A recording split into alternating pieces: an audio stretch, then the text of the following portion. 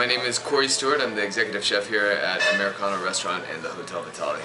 Well, thanks for joining us, Kory. We really appreciate it, and we appreciate your time with us yesterday on this great panel. Oh, it's my pleasure. Thank you. So tell us a little bit, what in your upbringing really gave you your passion for wanting to make a career out of cooking? Well, I think it was a variety of things. Working in restaurants has always been very familiar to me. I've done it since a very young age, and I did it all the way through school. And I got away from it for a couple of years, and I always remember the way that I felt after a good service. It's the same way I still feel after a good service, energized, and it's almost like a euphoric sort of high. And I think that's something that a lot of professional cooks and chefs kind of pursue. And that's what brought me back to cooking.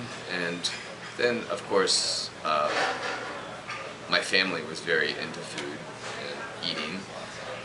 My grandmother and my mother were great cooks. So at your house, what would you have at Christmas? Was there anything particular that was different than like the normal American turkey, or? Yeah, well, we've made tamales a part of our family tradition. So that's a very traditional Mexican thing over the holidays, and that's something that we enjoy doing. My wife and I make them, and we'll make 200 of them at a time. If you're going to make them, it makes sense to make a lot of them. And it's just a really fun way to eat, celebratory. Do you have a favorite dish though that you like?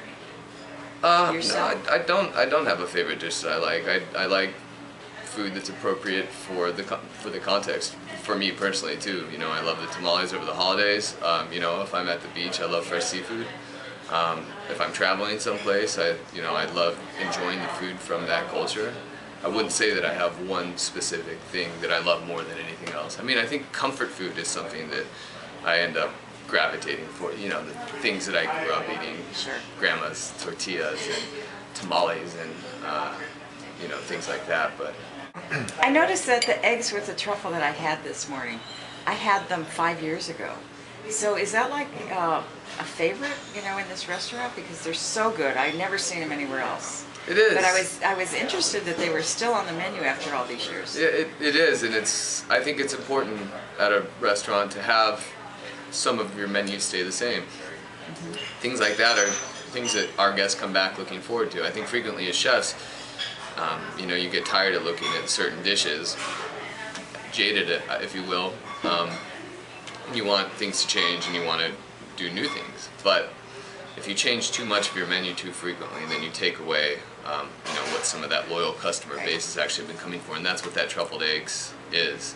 It's I've delicious. been talking about it for 5 years. Have you? Yeah, because I've never found anybody else that makes it, and I'm like, have you ever been to the Vitale for breakfast? Oh, thank you. I'm glad you liked it. So I was excited to see that still on the menu. That was really neat. Is there any organization like for young chefs, like YPO, which is Young Presidents Organization?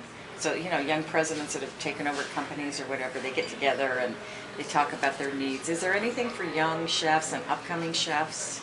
Well, Slow Food is doing outreach to young chefs nowadays. They realize that that's the future generation of chefs that are going to be helping drive that movement forward. So I know Slow Food is very much looking to recruit young chefs to their cause. What would you recommend to someone who is thinking about really getting into the business? Well, actually, I get to make these recommendations frequently because I have a younger brother and also a much younger cousin who are thinking about going to culinary school and becoming chefs. So, my first recommendation is go work in a kitchen before you decide to spend the money on culinary school and make that commitment, because frequently people's impression of what it's like to work in a kitchen professionally is much different than the reality of what it is. It's not like cooking at home. It can be great, it can be fun, but it can also be a lot of other things too. Stressful and... It can be. So I think it takes a real perseverance to push through the tough times. Even when you've made it to the level of executive chef, it's you still have those tough times, and it's diversified with a lot of new challenges too. So I think it's important for people to consider what the reality of the job is and at least know. And then once you commit to it, just like anything in life, I think it's important to commit 100% and give it your best, whatever that means for you personally. So you work with Matthew? Matthew Stoll? Yeah. I do, yeah. Matthew, he used to work here at the hotel. That's right, he was that's he right. was He the said he GM of the opened it, restaurant. yeah.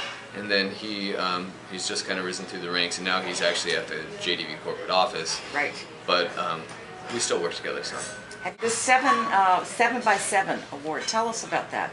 Oh, so it was like a Reader's Choice Award. It was, I think they called it Your City, Your Chef, the search for San Francisco's next culinary star.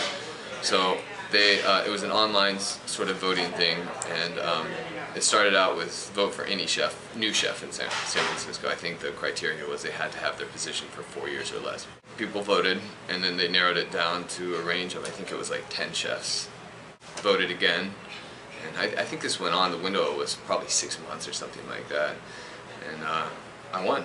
I was really surprised because I've had this position for a year, and you know, we're working hard and putting out great food, but up until recently I've been kind of a relative unknown in San Francisco, and so it felt really good to get that kind of recognition. Super, congratulations. Thank you. That's so neat.